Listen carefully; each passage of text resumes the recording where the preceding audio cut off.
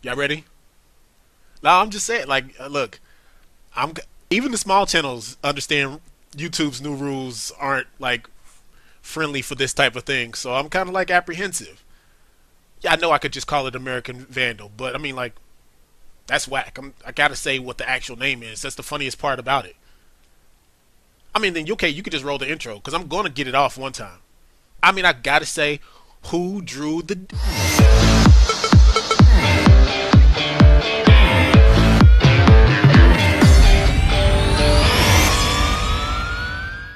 Welcome to Netflix Review with your host, B Shack, aka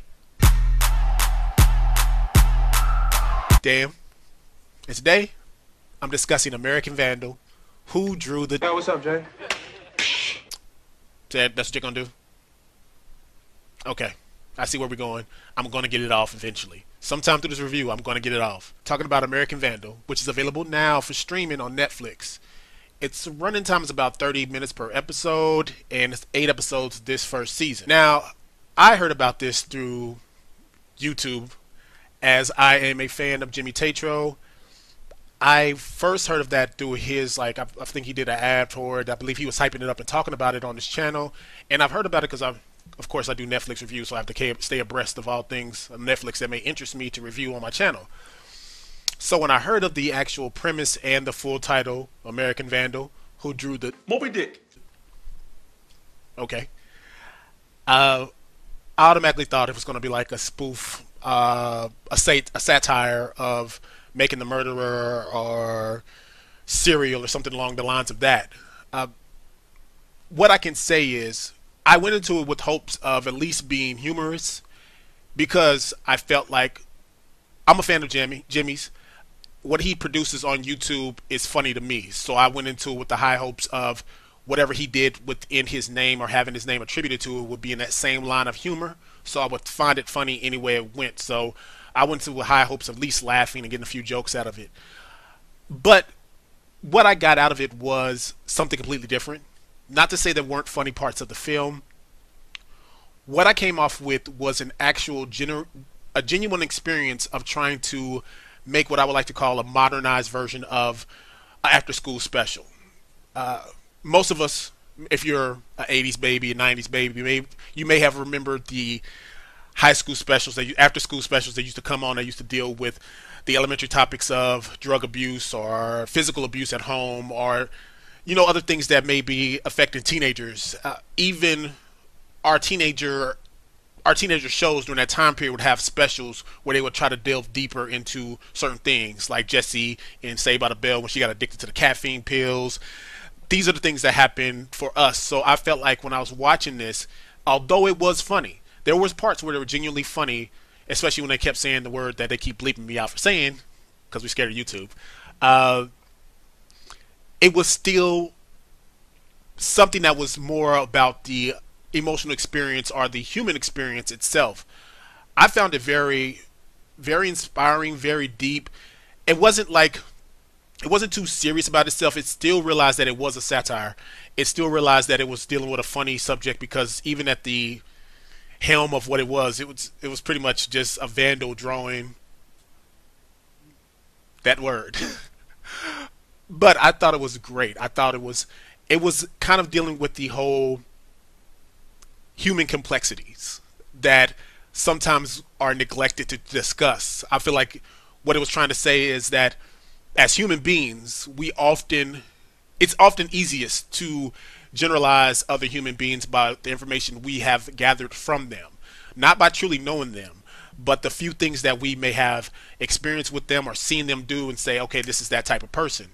But it's not fair to who that person truly is in the complexity of all things that we are as humans. You may see a genuine person that, like you say, you see the stoner guy and you think, okay, that's a stoner. He's a burnout. He's a loser. He's going to think some silly stuff isn't that funny that's funny to him.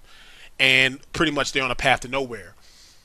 But that isn't fair to thrust our expectations on that person. I think that the story did that well by painting Jimmy's character, Dylan, as someone who, by all means, would fit the stereotypical version of a burnout or a stoner.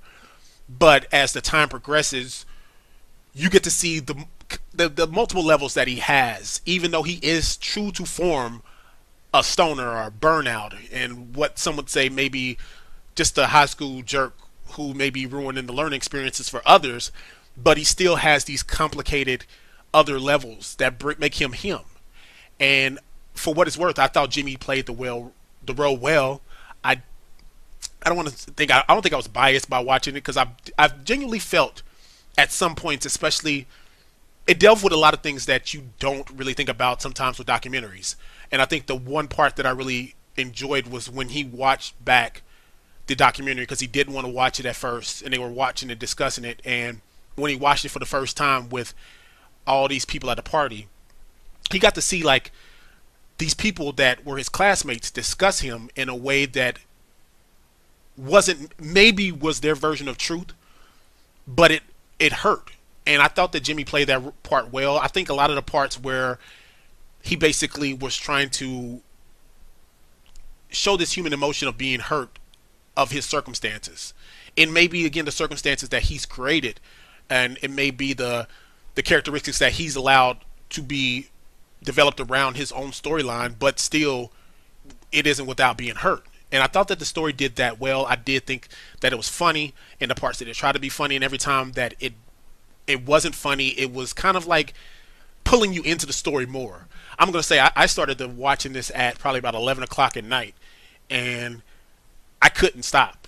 I ended up watching the full season, stayed up to like 3, and I was like, it just pulls you in because it is, for what it's worth, a murder mystery or a mystery about trying to figure out who drew the Moby Dick.